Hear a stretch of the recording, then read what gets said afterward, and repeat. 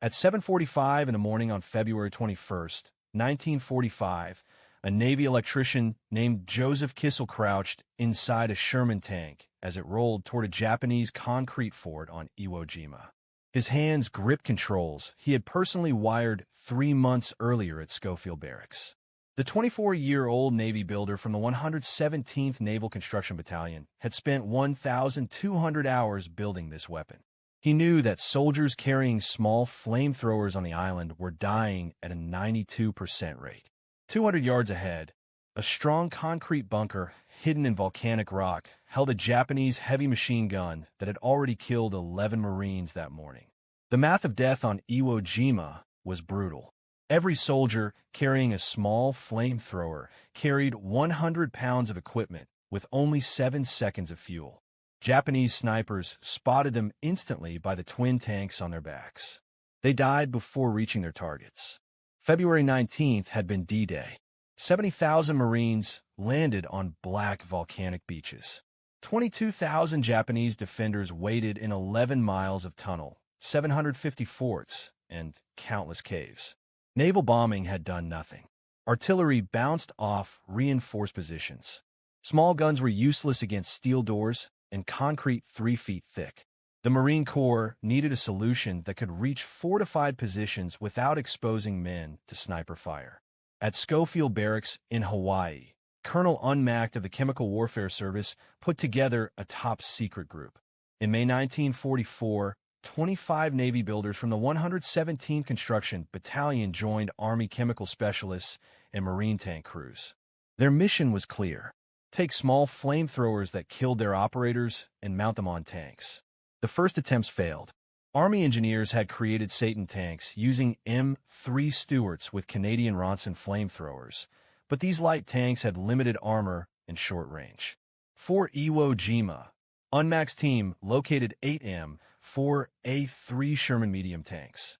The Navy builders, led by machinist Mate First Class Raicha and Kissel, worked to combine 3 different flame systems. They designed the CWS POA H1. Installing a CWS POA H1 required 150 pounds of welding rod and 1,000 electrical connections. Each tank cost $25,000. The system operated at 300 pounds per square inch, sending flame 400 feet with 270 degrees of turn. Kissel wired every circuit. He tested every connection. He knew if one wire failed, Marines would die. By November 1944, the 8 tanks were ready.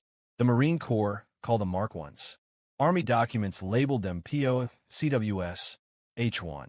The official name was M4A3 R5. Marines who saw them in action had a simpler name: Zippos. The tanks loaded onto transport ships in early February. Kissel and shipfitter First Class J.D. Patterson were ordered to go with them to provide technical support. That meant Hawaii to Iwo Jima. That meant maintenance under fire. Kissel understood what he had built. He also understood no one knew these machines better than their creators. If something broke during battle, Marines would die waiting for repairs. The question was whether this weapon would work. Could the CWS POA H1 survive combat? Would Marines follow these flame tanks? Could 8 tanks change a battle against 22,000 dug-in defenders? If you want to know whether Kissel's invention saved thousands of Marines, please hit the like button. It helps more people discover these stories. Subscribe. Back to the story. 8 flame tanks landed on D-Day, but remained unused. Marine commanders were cautious about untested weapons. February 21st was D+2. The assault had stalled. Regular tanks and infantry could not break Japanese defenses. 4th Marine Division requested a flame tank for a fortified position that had held for 2 days. Kissel climbed into the assistant driver's position of the lead Sherman. He had built this weapon.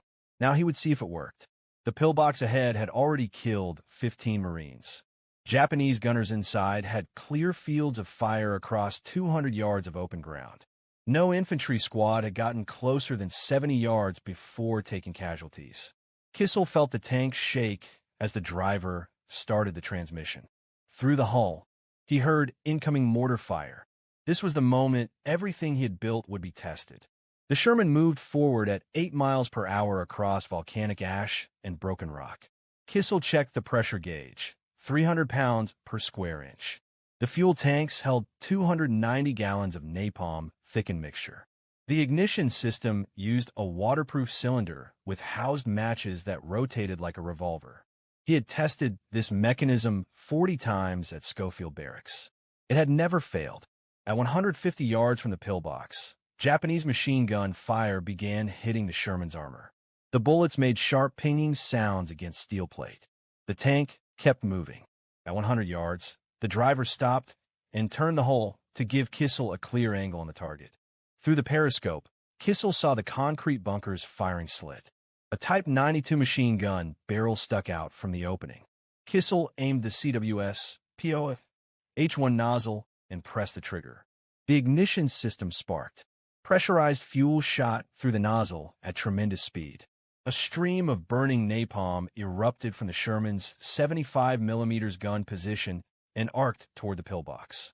400 feet of flame traveled in 3 seconds. The burning mixture hit the concrete bunker and poured through the firing slit. The effect was immediate. Smoke billowed from every opening in the pillbox. The machine gun fell silent. Kissel released the trigger after 5 seconds.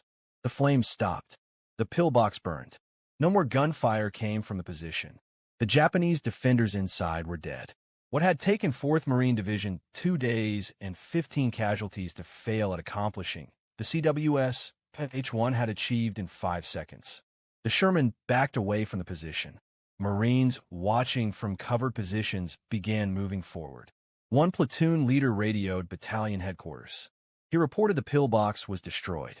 He requested another flame tank immediately. Kissel climbed out of the Sherman once it reached the rally point. Patterson examined the CWS H1 mechanism. All systems had worked correctly. No electrical failures, no fuel leaks. The pressure gauge still read within working range. The weapon had performed exactly as designed. The two Navy builders understood what had just happened. The CWS H1 worked in combat. It could destroy fortified positions that regular weapons could not touch. It protected Marines from the suicidal exposure of small flamethrowers. The question now was whether 8 tanks could make a difference against the scale of Japanese defenses. That afternoon, 3 more flame tanks went into action. Each destroyed multiple pillboxes and cave entrances. Each mission succeeded without losing a single Marine to sniper fire. By nightfall on February 21st, Marine commanders were requesting flame tanks for every major assault. The problem was simple math. 8 tanks for per division, 750 Japanese fortifications, 11 miles of tunnel. Kissel spent the night maintaining electrical systems and checking fuel lines. He knew the next morning would bring more missions. The flame tanks would be in constant demand. Someone had to keep them working. He had built these weapons. He would maintain them under fire. What Kissel did not yet know was how the Japanese would respond. Enemy commanders on Iwo Jima had seen what the flame tanks could do. They understood the threat. Orders went out through the tunnel network. Stop the flame tanks. Target them first. Kill the crews. The Japanese recognized these Sherman flame tanks as the most dangerous weapons on the island. On February 22nd, they would do everything possible to destroy them.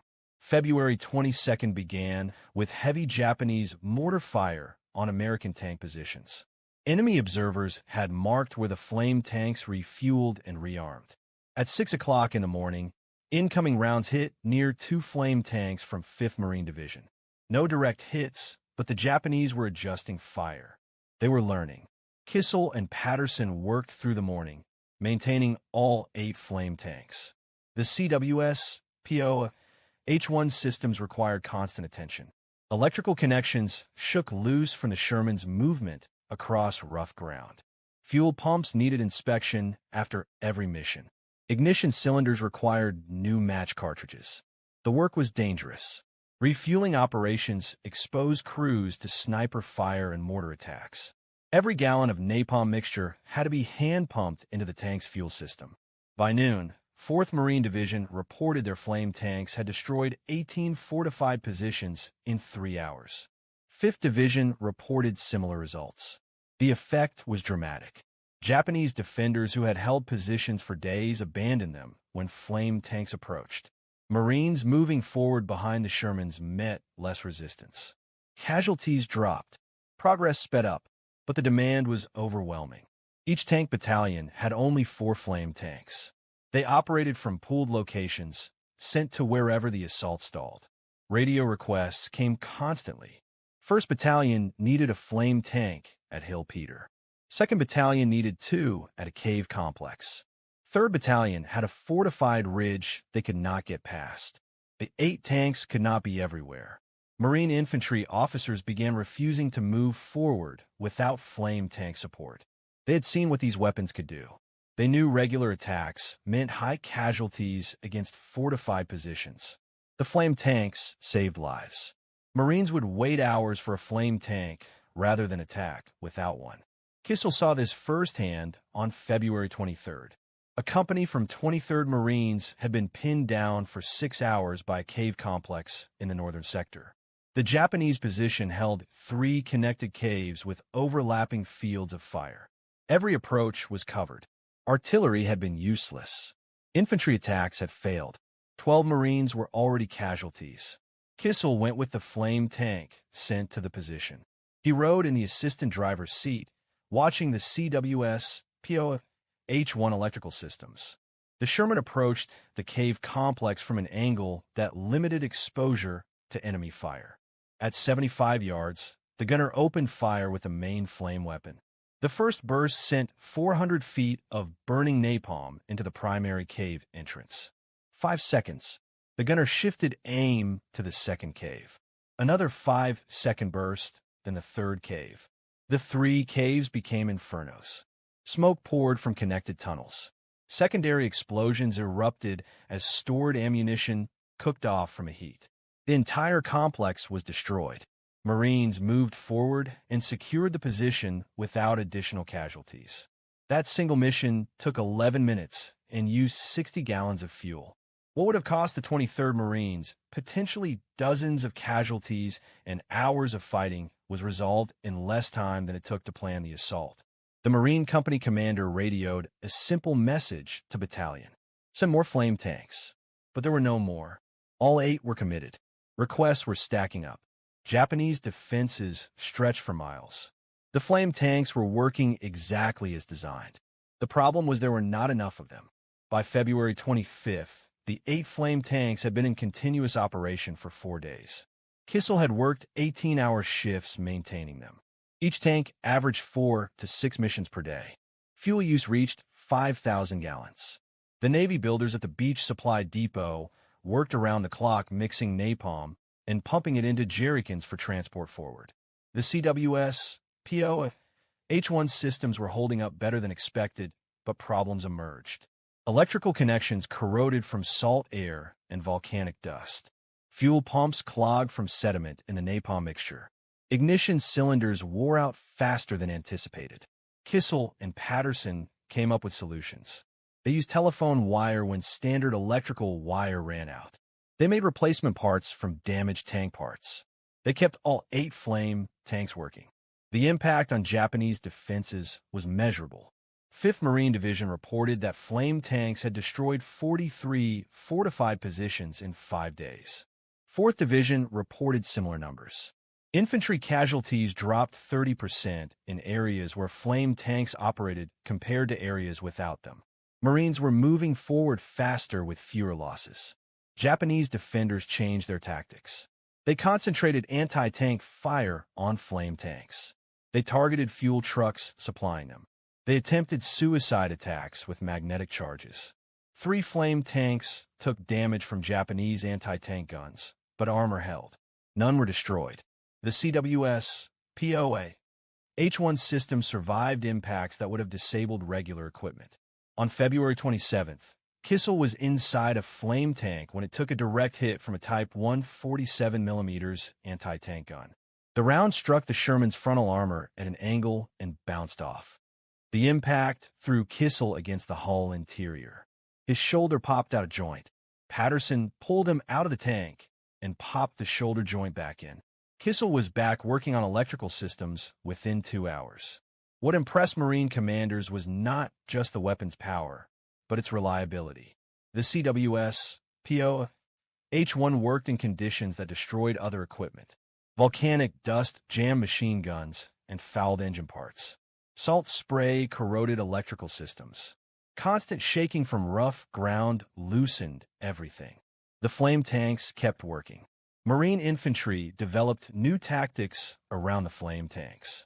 Squads would move forward behind the Shermans, using them as moving cover. When a flame tank attacked a fortified position, infantry would rush forward during the confusion and secure the area. This coordinated approach reduced casualties while keeping momentum. The statistics told the story. In the first week of flame tank operations, Marine divisions moved forward 3 times faster than expected. Casualties from fortified positions dropped by 42%.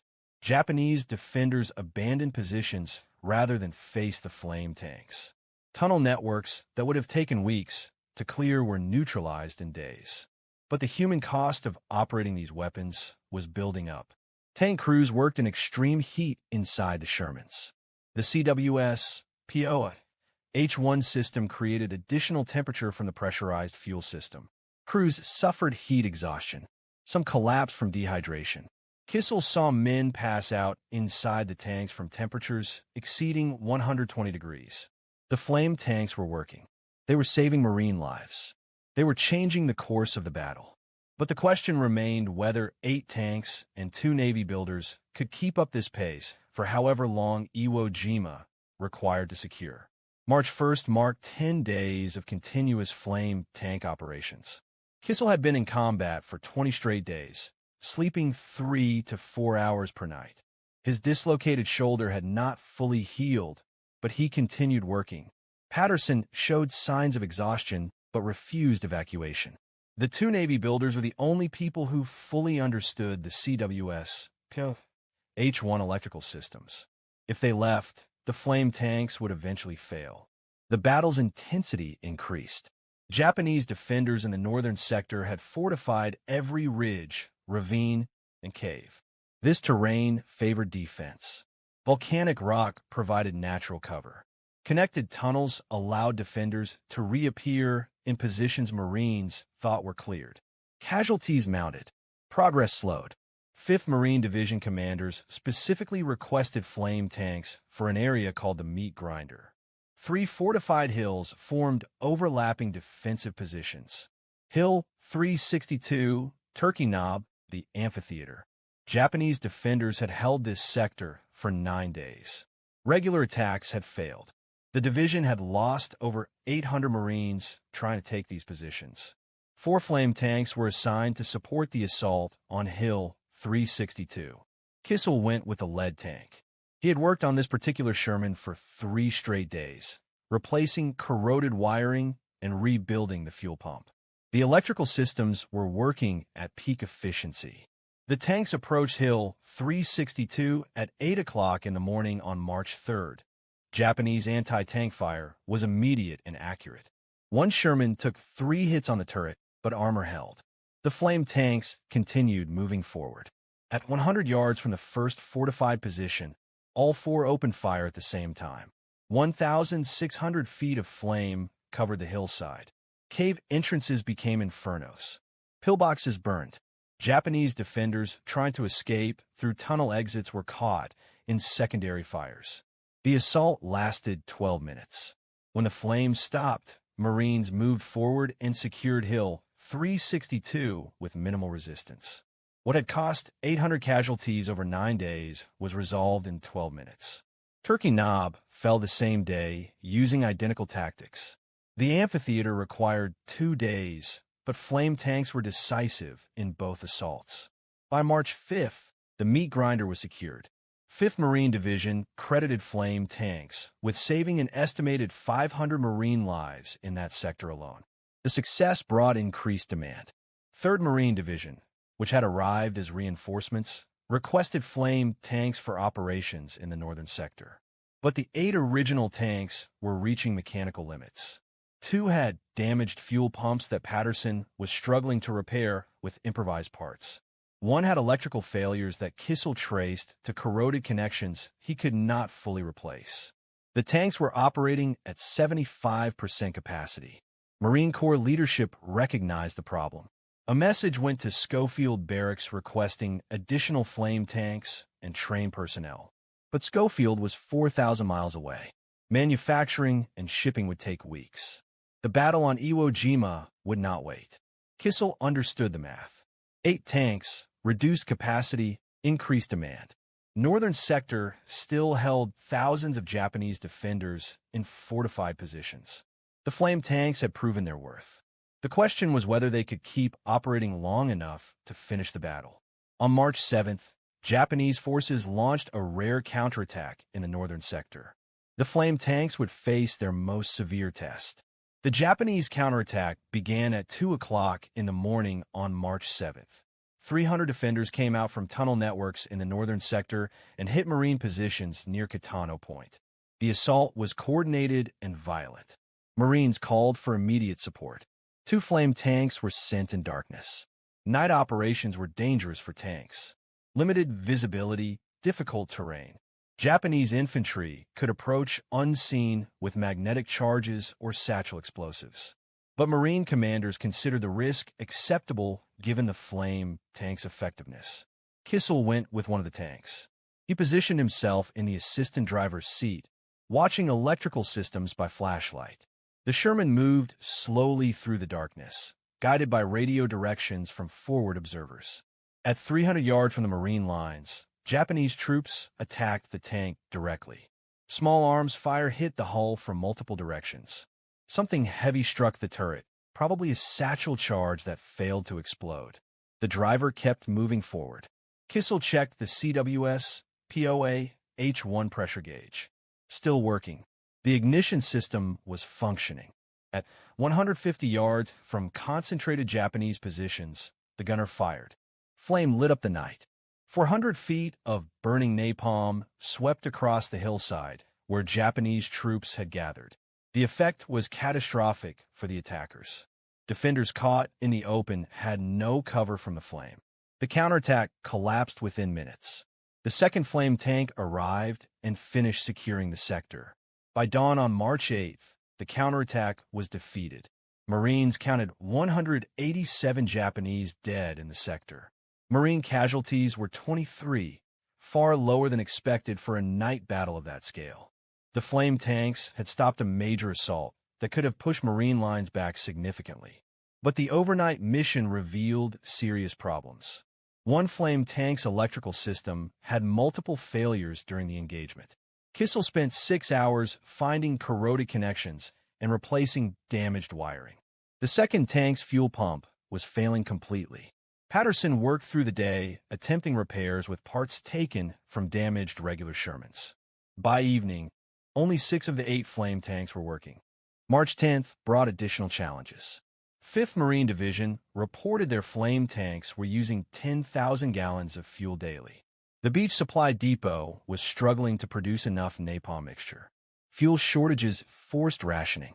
Each tank was limited to 3 missions per day instead of 6. Effectiveness decreased proportionally. Kissel's physical condition got worse. 26 days of combat operations. Minimal sleep. Poor nutrition. The dislocated shoulder caused constant pain. Patterson developed severe dehydration and heat exhaustion. A Navy medic ordered him to rest for 24 hours. That left Kissel as the only Navy builder maintaining all working flame tanks. He worked alone on March 11th, moving between tanks, repairing electrical systems, checking fuel lines, replacing ignition cylinders. His hands bled from cuts caused by sharp metal edges inside the cramped tank interiors. His uniform was soaked with sweat, fuel, and hydraulic fluid. He kept working. Marine commanders watching this 24-year-old electrician work himself to exhaustion understood something important. The flame tanks were not just machines. They were the product of human determination. Kissel had built them. He maintained them. He fought in them. His refusal to quit kept them working. But even determination had limits. The battle was entering its fourth week. Japanese defenders still held strong positions. The question was whether Kissel and the flame tanks could last. March 12th brought reinforcements from Schofield Barracks. Not additional flame tanks, but replacement parts and 3 trained technicians who understood the CWS H1 systems. Patterson recovered enough to return to limited duty. Kissel finally had support. The operational tempo could be sustained. The final 2 weeks of the battle tested everything. Japanese defenders in the northern sector fought from prepared positions with no intention of surrendering. Every cave required clearing. Every tunnel needed sealing. Every pillbox had to be destroyed. The flame tanks worked continuously. By March 20th, the 8 flame tanks had been in operation for 28 days. They had conducted over 240 missions. They had destroyed an estimated 370 fortified positions. They had used over 140,000 gallons of napalm fuel. Not one flame tank had been lost to enemy action. Not one crew had been killed while operating them. The comparison to small flamethrowers was stark. Marine units using small M2-2 flamethrowers suffered 92% casualties in one battalion. Flame tank crews suffered 12% casualties, mostly from shrapnel and concussion injuries. The difference was armor protection. The difference was Kissel's design. March 26, 1945, 36 days after the landing, Admiral Chester Nimitz declared Iwo Jima secure. Japanese resistance had collapsed. The surviving defenders retreated into caves where they would eventually die or surrender. The Marine Corps had paid a terrible price. 6,821 killed, 19,217 wounded, over 26,000 casualties, more American casualties than Japanese for the only time in the Pacific War. But Marine commanders agreed on one point. The flame tanks had been the most effective weapon on the island. 4th Tank Battalion reported the flamethrower was probably the most valuable single weapon employed at Iwo Jima. 5th Marine Division stated the flamethrower tank was the most important single weapon available to this division. 23rd Regimental Combat Team reported highly successful and recommended more flame tanks per tank battalion. One Marine platoon leader wrote a simpler assessment. The infantry would sooner see one flamethrower tank than a dozen with 75s. That statement captured the reality. Marines trusted the flame tanks. They waited for them. They followed them into combat. The weapon Kissel had built saved thousands of Marine lives. Kissel worked on Iwo Jima for 32 days total. He went with flame tanks on over 20 combat missions. He maintained electrical systems under fire. He came up with repairs with limited resources. He refused evacuation despite injuries and exhaustion. His determination kept the flame tanks working through the entire battle. The 8 flame tank crews received Presidential Unit citations with their respective tank battalions. Patterson received a Navy commendation for his technical work. Kissel received similar recognition. But the real recognition came from the Marines who fought behind those flame tanks and survived because of them. The question after Iwo Jima was whether the flame tanks would continue, whether the Marine Corps would adopt them permanently, whether Kissel's invention would become standard doctrine or remain an isolated experiment. The answer would define how the military approached fortified positions for decades. The Marine Corps did not hesitate. Immediately after Iwo Jima, flame tanks became standard equipment for Pacific operations.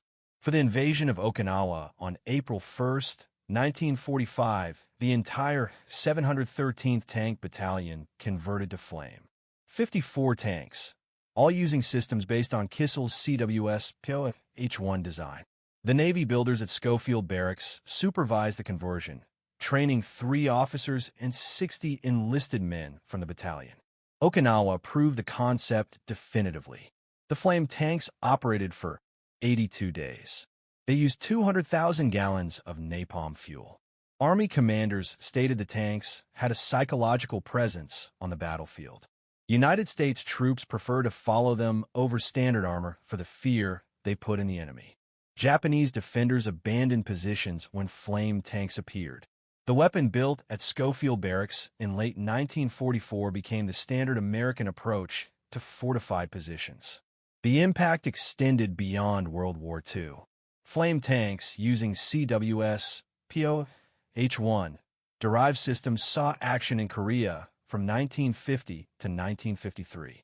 They remained in service until 1955, when superior models finally replaced them. For 11 years, Kissel's design was the primary flame tank in American service. The system he wired with 1,000 electrical connections in November 1944 influenced mechanized warfare doctrine for a generation. The statistics tell the story of lives saved.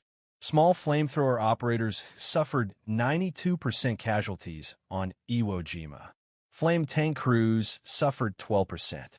On Iwo Jima alone, flame tanks destroyed 370 fortified positions while protecting the Marines who moved forward behind them. Casualties in areas with flame tank support were 42% lower than areas without them. 5th Marine Division estimated flame tanks saved 500 lives just in the meat grinder sector. The total number saved across the entire battle was likely thousands. Joseph Kissel returned to civilian life after the war. He had spent 32 days in combat on Iwo Jima. He had built a weapon that changed how the United States Marine Corps fought. He had maintained that weapon under fire.